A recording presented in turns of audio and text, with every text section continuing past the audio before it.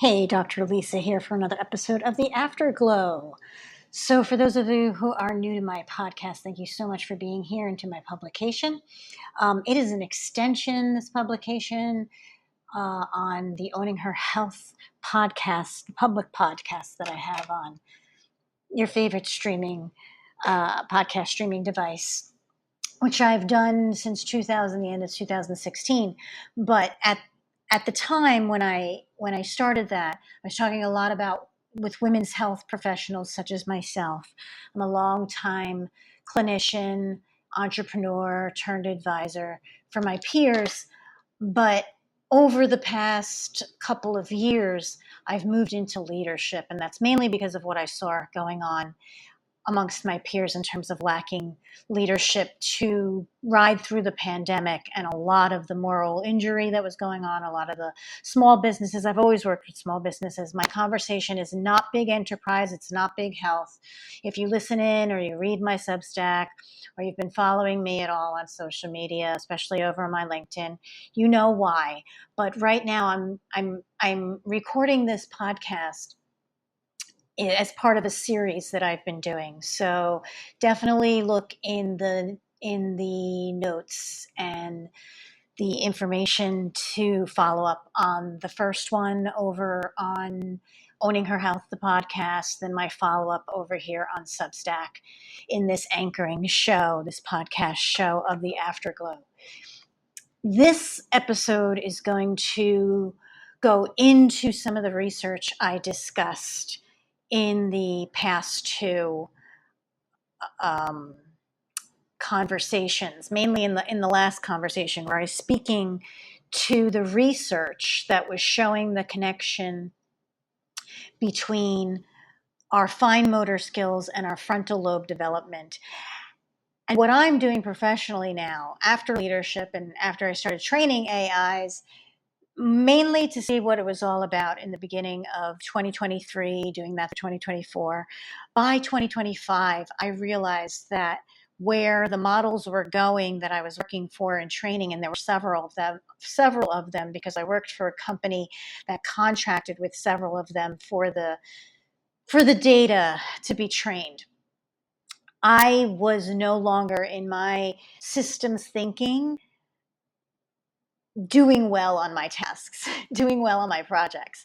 And I realized it was because my work being so holistic, working with women, doing so much of the biopsychosocial and even environmental, spiritual understanding of that in terms of human motor learning and human development and our leadership and our relationships and our enterprise design, that I was literally bumping up and hitting a conflict in what they were asking me to do and how they were asking me to think that was based on a rubric that was very, very fragmented, I found, in order to train this regeneratively. And that got me thinking about the human side of this AI integration conversation. Because at the time when I was thick in it, we were doing a lot for getting this into marketing context. And now I understand why. Because they marketed this. They're pushing it down our throat. Don't get me wrong. I am not anti-tech. I've been using it. In fact, I was one of the pioneers of using it for health coaching and lifestyle medicine, and to extend my reach and outcomes with the people who are on my treatment tables using yoga therapy and using physical therapy, women's health physical therapy specifically, for a lot of years. But before that, and the reason I was interested in such a holistic model was because I trained Division I high-level, high-performance athletes. And then that naturally put me in contact with professional athletes because I worked out of New York City. So I was working with a lot of those professional athletes, and I saw how you can sell someone a concept and get their body to follow it. And it made a lot of sense to me, because when you work with the infant population, when you learn neurological rehabilitation, you are working often in a nonverbal, very sensory integrative way. And so this series is trying to work that out. This series is trying to work that out. So buckle up, set yourself in. We're going to start discussing the research that went into the need for us to understand why this technology AI is different. We just need to understand it. My last recording was for the Owning Her Health podcast. That's where I get into understanding why we need to understand how the brain develops in order to understand how AI is being developed. And the last podcast was discussing, basically I titled it When the Body Doesn't Keep the Score. That's what I think is kind of happening. And now I want to discuss the research I brought up in that podcast. Okay, so my frameworks that I worked under was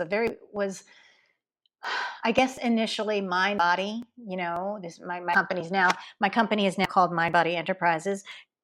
It used to be the Belly Guru because I had a very yogic, therapeutic, and yoga training use of that modality for eliciting the mind body response in a functional medicine type of way with people who were otherwise working through their problems, their pains, their complaints, their stress in a very Western minded, modeled way. That then evolved, that whole concept of mind body has over time, we've understood this is actually a biopsychosocial model. My understanding as I got more into some of the things of wondering, how do we get from A to B? I didn't just want to understand the biomechanics of things. If I were to have gone into research, I would have been looking at, okay, I look at what we know about A and look at what we know about B, but my interest has always been in my life. How do we get from A to B? How did we get here? And when I realized that, I saw the neglect in understanding environment. And you very much see that when you're working with someone who's nonverbal, such as an infant or a toddler who's completely overwhelmed. And there's no logic and reasoning there on an adult's mentality level. It has to be through play. It has to be through what makes sense to the child. We're not paying attention to that very, very basic need when we're discussing this tech.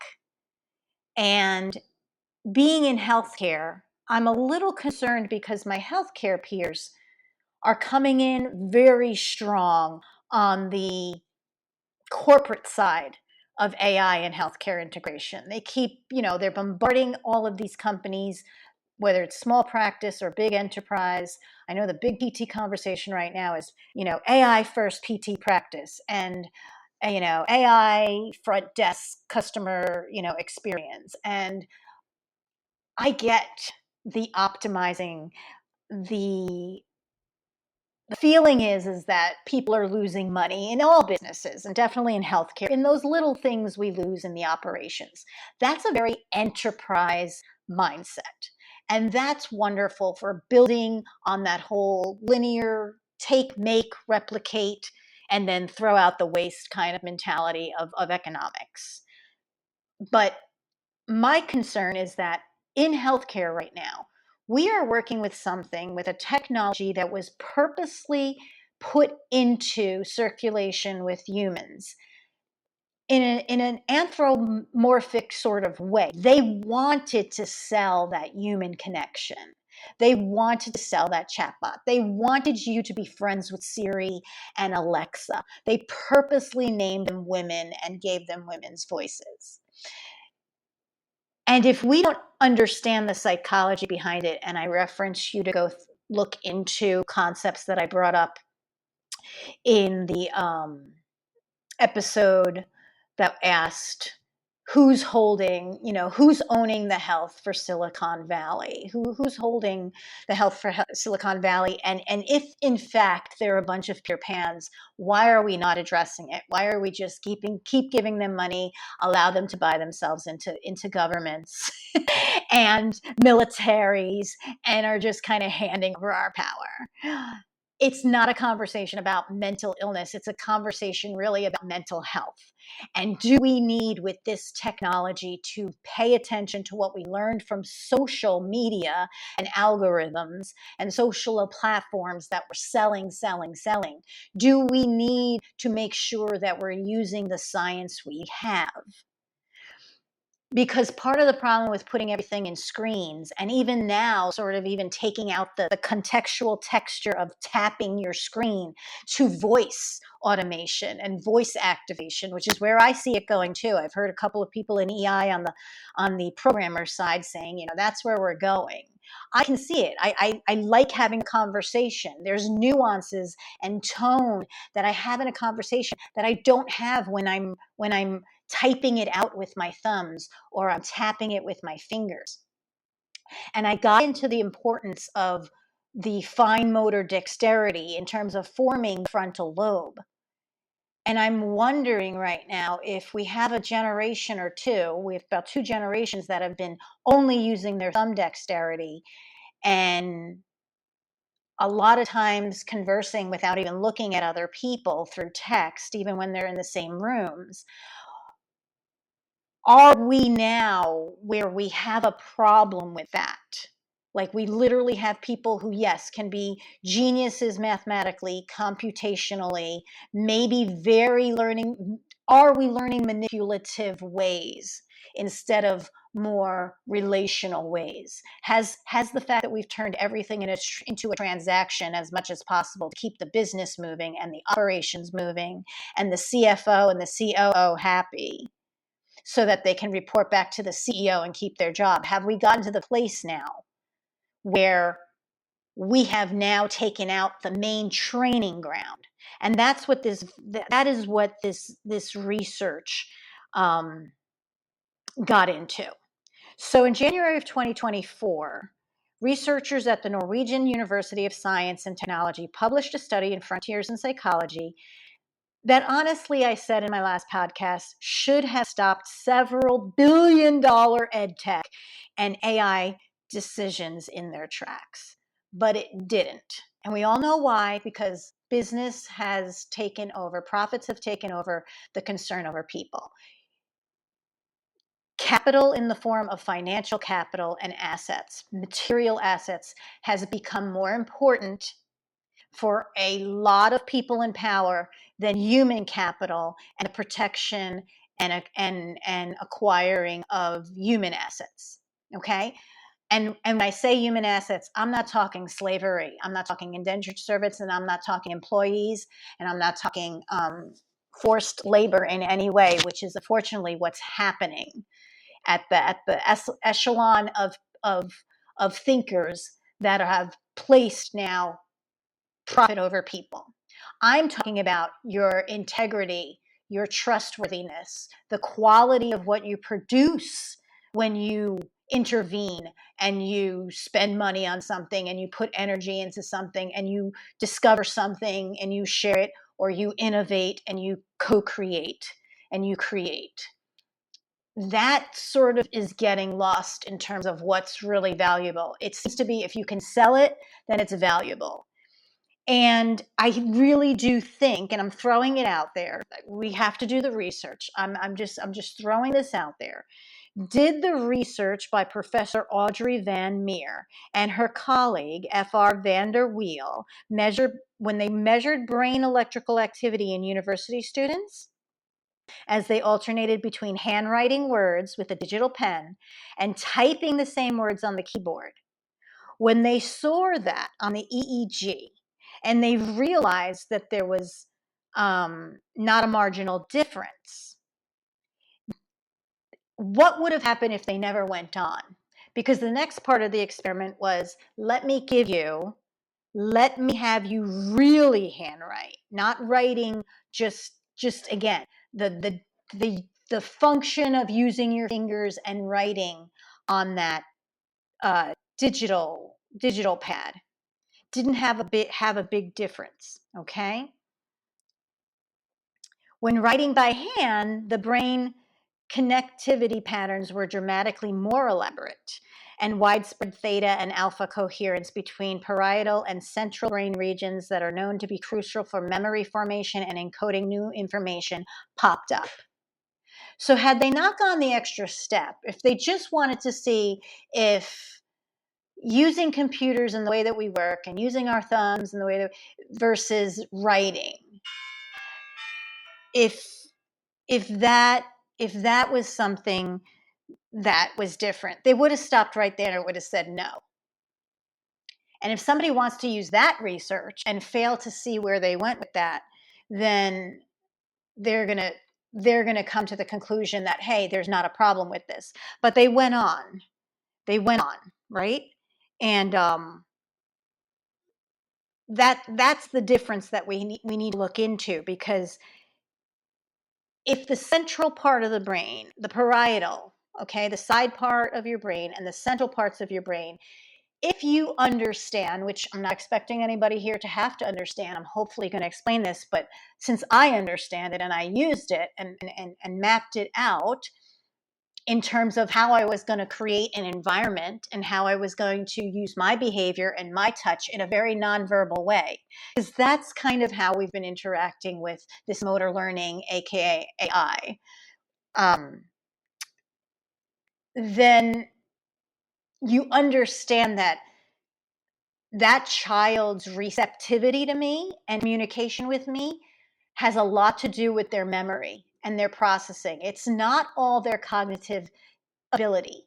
And that's the mistake we made. That's the mistake we used to make when we used to have a child who presented with cognitive deficits or Down syndrome, and we used to put them in basically lock them up in an institute, because we didn't understand that the cognitive and the development around that through a different syntax, through a different contextualization of the world, through active, persistent, intentional communication, could develop a healthy, functional human being that was able to operate to various degrees depending on what their situation was and what environment they had, in ways that they, kids today are being assimilated into regular schools and not having to be in special ed as much and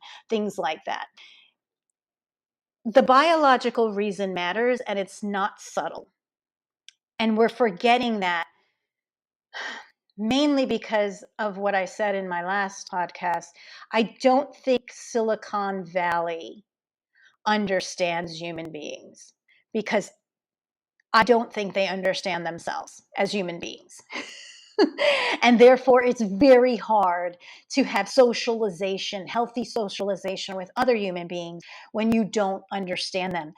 And you think you understand them because you're so brilliant at like logically figuring things out and being very computational in how you approach people, because you can manipulate it because of these brain mappings. The brain itself does work very computer-like in many ways. But the thing that makes us human beings and the things that allows us to operate supposedly at a higher cognitive level, or I will say consciousness level, not cognitive, but at a higher consciousness level than, let's say, some animals that just react instinctually instead of ever learn to, do things a different way to keep the whole, I guess, function of community with different animals working. They're not operating in that way, although at a very subconscious level they are. They go extinct because of human beings' ignorance. And that's why I think we need to understand this, because we have a technology now that's being put in every shape or form in everything we have, especially education. And we literally have leadership right now that wants to change history. And this has been something that has always happened. If you have a population that doesn't fight because they don't think, then you can use less effort on your part to take control of them for whatever you want them to do. we have a real thing going on right now globally, with authoritarianism rising up and this desire for control as an immediate pushback to evolution in a positive way for a majority of people. I would say a majority of people were advanced and global enough to not be afraid of human diversity developing new things. They were not scared of gender equity. They were not scared of socioeconomic um, leveling and more equity. They did not care about sharing uh, to people who are have less. They didn't do it, openly where everybody takes advantage of them. But again, if you're mature enough in your human development, then that's not a problem. You don't fear people. You want to learn about them. You don't feel inferior when you see someone who is standing and doing things in their excellence and you feel ignorant. That's healthy person doesn't feel that way, but we have a lot of unhealthy people here. And we have a lot of unhealthy people who have been called geniuses because they're good at computers, because they're good at gaming, because they're good in alternate realities. And I think we really need to step back and look at that. And one way we look at that is we need to go back to the human technologies. And this research did that. So what handwriting does is it delivers a concurrent spatial temporal pattern from vision, motor commands, and proprioceptive feedback. Okay, so to explain this, we have our eyes, we have our we're kind of talking in our head. And again, I talk in my head to myself, but I realize some people don't have that. They're working in a different way with what they see and what they hear. And we see behavioral differences from that. We see a lot of anxiety from that. We see some people who take on a sort of um, persona of fear because they're not getting the right feedback, because they're not quite understand. They don't. They sometimes have issues with short-term memory, things for computations. We see this as learning deficits, which is why I'm so concerned we're pushing AI into education so young, that we're interrupting human development. We're literally interrupting human development. That's why we shouldn't even have computers being used. We need to be using pencil and paper beyond just coloring things and occupying their minds. There was something about learning penmanship. And we got this from people way before the people who were opening up brains and EKGs and EEGs and studying electromagnetic fields and then interpreting these things. There is a natural intelligence. Children who learn to read on tablets can struggle to differentiate between mirror images like B and D. We're going to label them dyslexic, which is a completely different issue in terms of the wiring between the eyes and that temporal space and orientation. That's something that we're looking at the wiring. But if we're literally producing dyslexia through the use of tablets, we need to take the tablets out of the picture. We don't need AI to develop new treatments for dyslexia and then causing the problem. My concern is that that's been the blueprint for some people. It was bad enough when we had advertising taking corporate money to change the narrative on the truth that could harm people. But now we literally have markets that are created out of people's mindsets. Whether or not they're healthy mindsets or not doesn't matter. But if they have money, they can say, I want to sell this thing that I've thought of. I think this is the best thing since sliced bread. It would be good for me to sell it because I'd be happy. I'd like to use it. And then they literally pay for the market. They pay for the market by paying now on use of social media and the algorithms hijacking, as well as the science we know, and we used militarily for psyops and for torture. And they literally use it to create the desire. and therefore say they have a demand, and they already have product to push into that demand. So we have completely sort of dysmorphically created an industrial evolution from the Industrial Revolution. And this industrial evolution has really, really messed human development up. And so it's not surprising we have problems with leadership and self-awareness. It's not surprising that we have no relationship and trust and integrity and quality, and there's still a big market for it. We have celebrity and influencers and all of these things that are then propagated by the algorithms, which is then paid by the corporate desires of the stockholders. And this research is just showing how we need to take a step back. We need to take a step back because if the tech in schools, when everybody got a free Chromebook, we should have had high alert. Because if people will become billionaires and literally wipe out other people to do it, there's no way in hell people are altruistically giving every kid a laptop to learn. It was a good sale. We all fell for it because we saw the advantage of tech. But did we also understand how the state departments were making it harder and harder to teach well? They weren't using the science of human motor learning. They were using the science of computer motor learning, aka AI. They were taking out the human friction, not understanding that all of our natural and normal, healthy human development comes out of friction. We need the friction to create the heat. We need the heat to understand our range and our tolerance.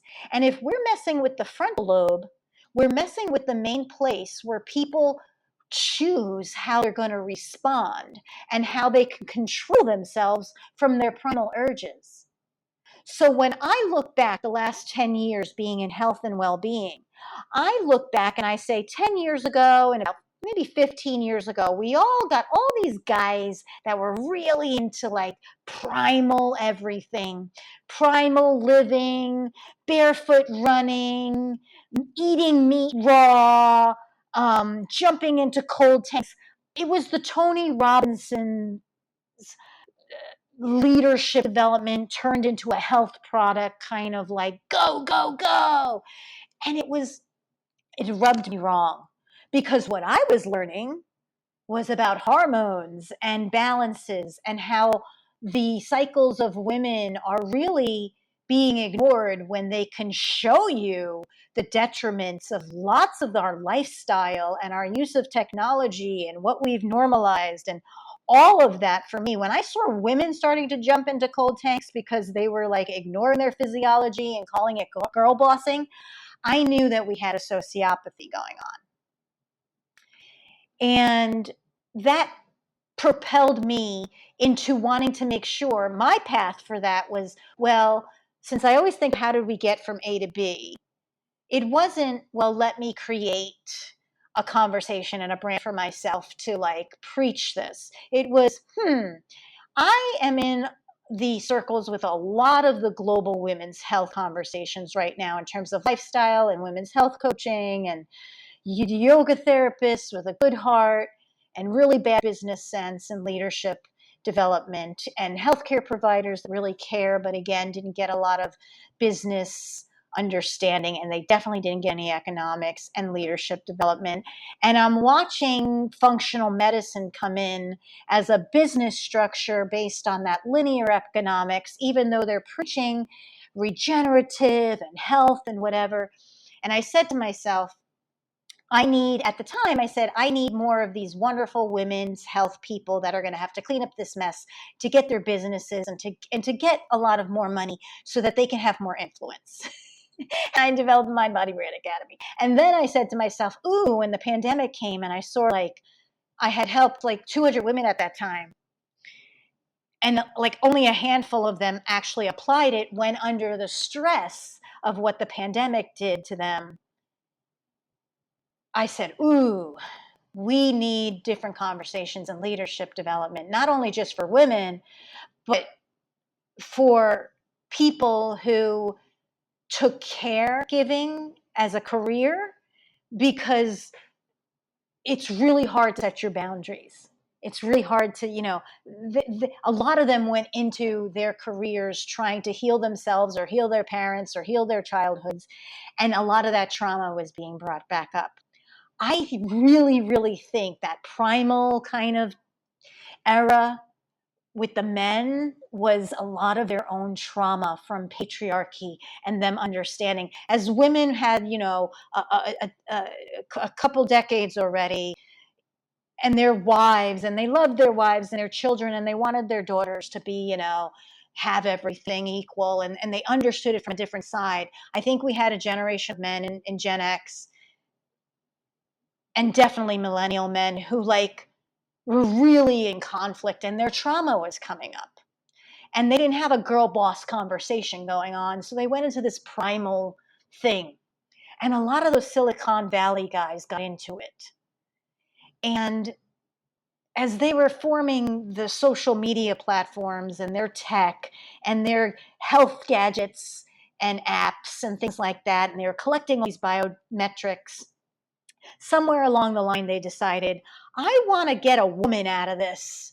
I want a partner out of this. I want a relationship out of this. And they weren't getting it with women in tech because, first of all, it's not designed for any women to want to hang out with you too much. And women were starting to convert to some of these behaviors.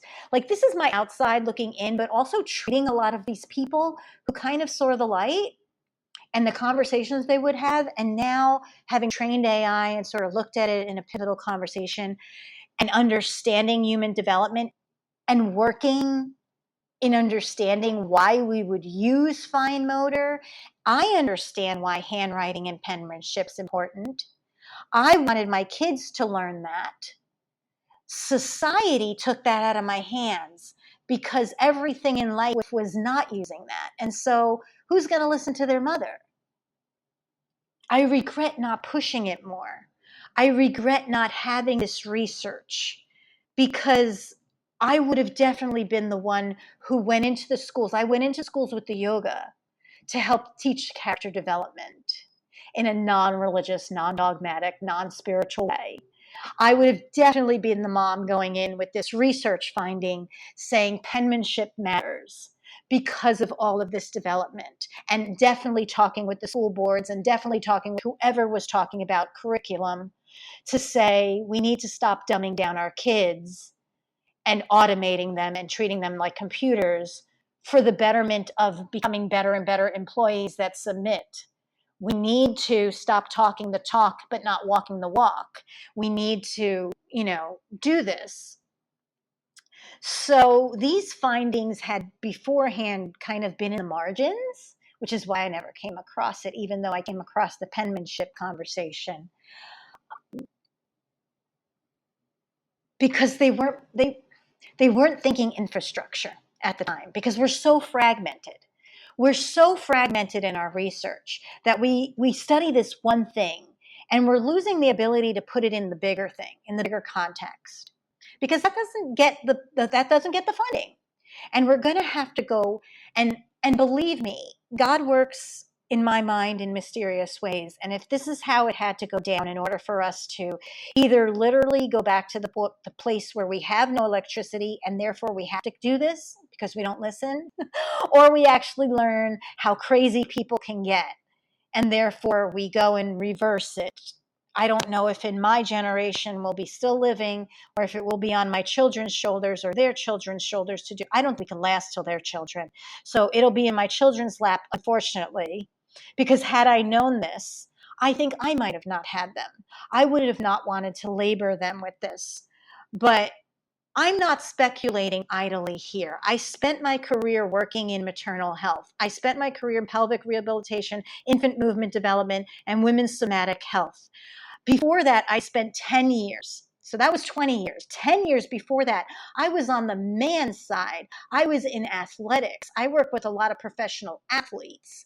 Not that they weren't women athletes in there, but the women athlete conversation wasn't there until a decade after I stopped in that environment. You have to understand, I was there very early. You were, if anything, the women athletes at that time were seeing logic, as were their coaches when they were stopping their periods because of their training, because now they didn't have to worry about it. It was super unhealthy. And we didn't really understand that we can't push our women athletes to that just for their performance. And we're forgetting that in this whole technology conversation that is moving so fast and without guardrails, because it's not that Silicon Valley doesn't know these things. They don't want us connecting the dots because it's going to interrupt their market. And it's not that they're just so evil. It's just that I really think we're dealing with a social illness, because many of them may have spent their whole lives on screens. Some of them might have been born from the early 1970s and 60s computer nerds. And I'm not saying that, but that's really what it was. You were called a computer nerd because you were kind of obsessed with them because you did not have social relationships not to be. And that's the reality of it. And we need to understand the context, because AI prompting works very intentional because we've trained it to be intentional. We've trained it to understand our tone and our intent and to play it back and re-aggregate some of the data and come back at us. And it mirrors us. We took the science of human mirroring that we used to train, unconsciously our children, how they learn how to walk, how they learn how to behave, how they learn how some underlying feedback loops. If we're unhealthy, our kids can tend to pick up those patterns by mirroring. We put that in computers and we called it computer learning. But what we forgot was the human beingness was important, because when you make people think they're gods and they understand human beings as if they're the creators and they're literally manipulating people because they don't understand not to, and they get lost in that fantasy, then they just decide we need to make more fantasy world. That's the solution. The generation now building AI products, designing learning platforms, and making global infrastructure decisions about how human beings will relate to knowledge and to each other through these technologies, many of them came of age during the precise window when embodied childhood began its most dramatic contraction. So not only were these kids not moving around as much and sitting in front of screens, they were being rewarded for it, because academic rewards became the feedback, became the food, became the lust. They weren't, we say this all the time, Generation X was outside running around all day and night. People didn't know we were feral. We were climbing on things and creating things. Everybody was building a fort. We were all like Lord of the Flies, but we went home at night and we were organized. But if we had been left to be out there, it would have turned about like Lord of the Flies. And that's the thing we like to cognitively dissociate from and act like, no, no, no. Our children would never be like that because they were rich and they were well groomed and they were well educated and they know all this information, and they would conclude not to turn into attacking Piggy and kill him. And I've got to say, do we have the evidence of that? Did anyone watch Dangerous Liaisons? Did anybody know about the mean girls in the rich schools? And the boys who are bullies and the cyberbullying, that when you then took out the human friction and it could be 24/7 and there was no ending. Yeah, we can turn into kill the pig, slit his throat, and it was our friend a couple days before. That's how fast we lose humanity. And it's time for us to understand that, because we are literally not doing anything when we've had young children unalive themselves because they're chatbots told them to. We're not mad enough. We're not upset enough. In this particular country, we have protected people's gun rights rather than the children. And we keep saying it's not the guns that's the problem. It's the people that are using the guns to do these awful things that are the problems. So I'm going to throw it back out there. If we are doing the little things that develop the frontal lobe of our brains, if we're stopping those things from occurring and we just keep filling in information into those brains, then maybe we're interrupting frontal lobe development. And maybe that's why people, when you give them privilege and you give them promotions and you give them proximity to having no consequences to their actions, and then they did not develop normal frontal lobe inhibition, might we see why we're in the situation we're in? Because it used to be just the wealthy, but if we're putting this in the hands of people who have nothing else to lose, or we're putting this in the hands of people who are very wealthy but feel very neglected. Now, I want to be careful here. The less unstructured outdoor movement has been seen to be a detriment. We do have the research that we need to stop penciling play dates and just let the kids play. But everybody has their own sandbox now, so nobody goes to the damn park. And therefore, nobody meets anybody else unless it's an organized play date. Like, we're missing the plot here. We're losing what makes us human. More screen-mediated interaction during the developmental years when proprioceptive, vestibular, and fine motor systems are being wired for life is detrimental. We have seen that. Just like not taking care of the mother and causing her to have stress will deplete her body and make it harder for her to have good bonding with her child, good healthy mothering. And when you rip her apart because she's got to work, because you don't value parental leave, thank you Zoom, and thank you Deloitte for now reversing some of the little parental leave we had in this nation of the United States. When you're doing that, you're saying that you're going to ignore the research that shows every human being comes from a mother and every human being's initial lifelong resiliency is about that first maternity time in utero as well as your first couple of years of life. So the solution is not throw all the mothers back to being pregnant and barefoot. The solution is stop making life harder on 50% of the population and allow us equity and work on our relationships and make sure the men can handle when it's not a patriarchy anymore. Make sure the men, the boys, are taught not to tease the little girls and look at their displeasure as something that's tantalizing and to keep chasing it.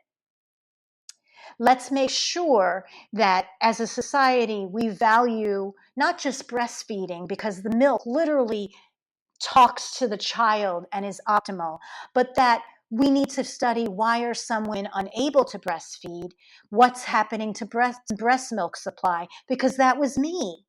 My hormones were hijacked.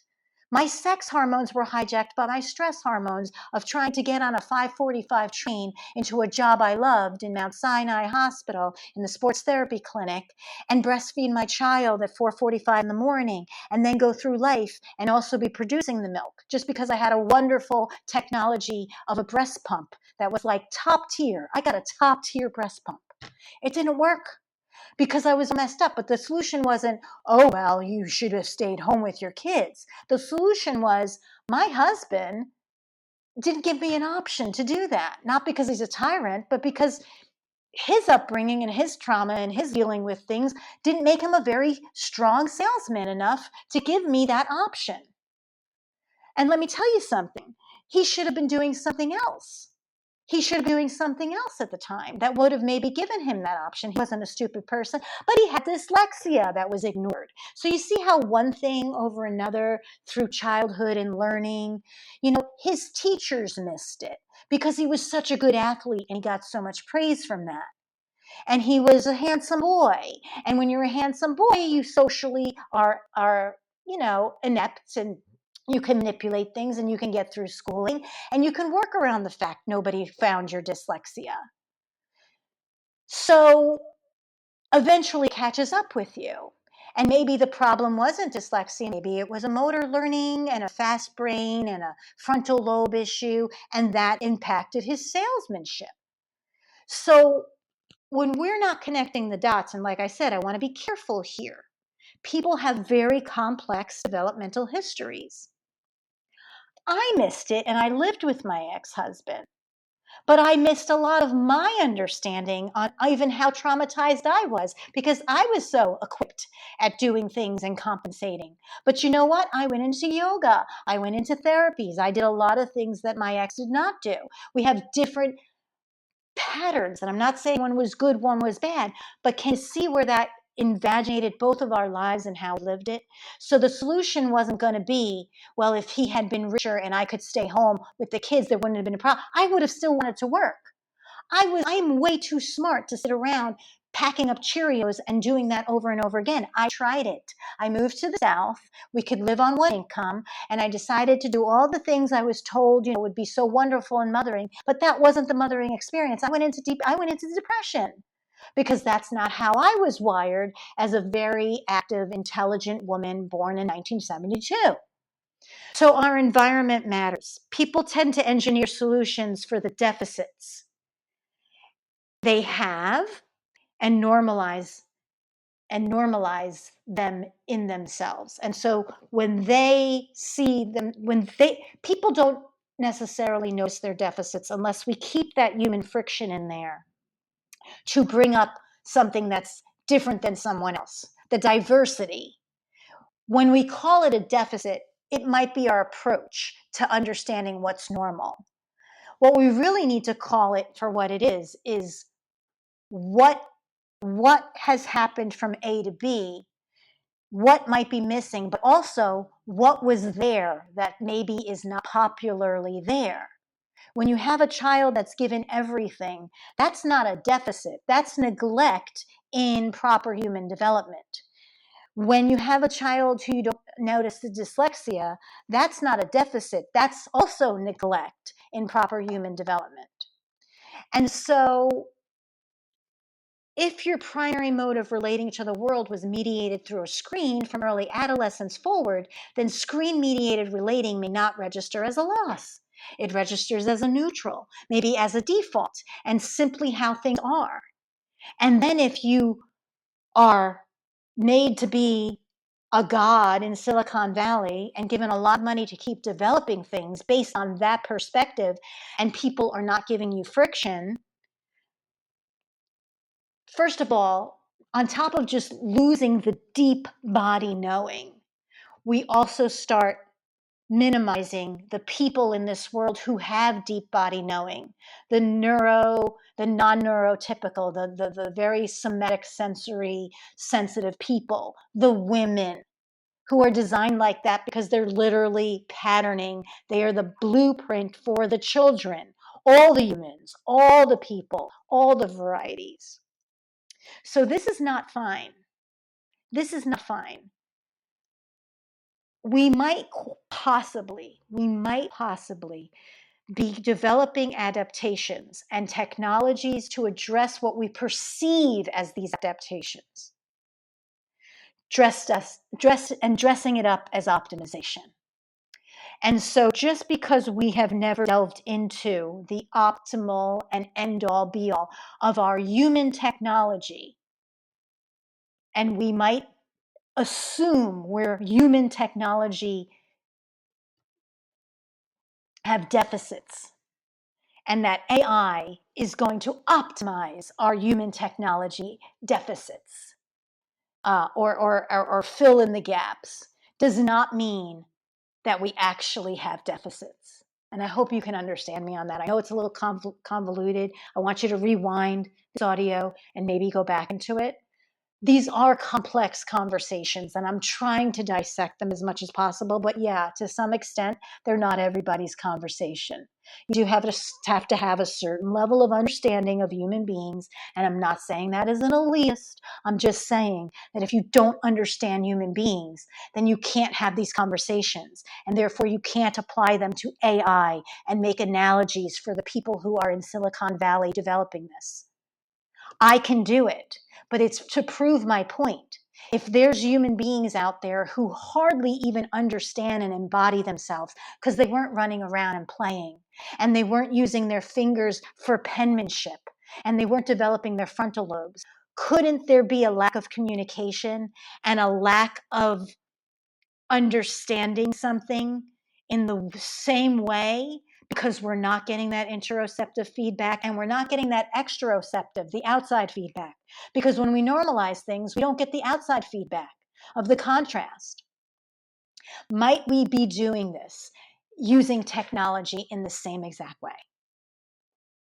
All right, that's my thoughts for today. What do you think of that? I'd love your comments back. If you catch this on the Afterglow podcast that's attached to the Owning Her Health Afterglow publication, then please consider sponsoring me on this and these conversations. If it was an open one that you happen to catch it, please think about that, okay? Because I want to produce these things, but it's not a conversation for everyone, and I'm not trying to keep it out. It's just that I want to do something with this. I am doing something with this. I'm not just talking about it. I'm creating infrastructure. I'm going to create the infrastructure that maybe the 2024 research was not necessarily doing. It's just collecting the data. We need to now start developing infrastructures where we can apply this data outside reliance on AI for it in the way that they want to shove it down our throats. We could data aggregate, but we need to know when there's a hallucination there. We need to know when there's an outside force feeding it data to produce new hallucinations and normalize that. That's only going to come from the people like me and the people like you that connect the dots right here to have those conversations with the people who are developing this. It may also have to come from people who are going to create the cleanup and the conversations for when this either crashes society or it's used maliciously and we self-edit ourselves out of the conversations. We're going to be writing it down. We're going to be putting it up in the tech. We might be the people writing the hieroglyphics on the digital Web3 one day. And I want you to understand that's not just fantasy. Thank God those early Sumerian tablets were made. Thank God people, thought to dig in the earth and hide some of the papyrus leaves with written things down that we needed technology to even read. People had technology we haven't even fathomed yet. And as long as we understand that, we're going to be owning our health. We're going to be definitely making sure that even if we self-edit ourselves out of ignorance, maybe there'll be a generation that doesn't do the same. I hope to see you next time on the next episode. Thanks so much.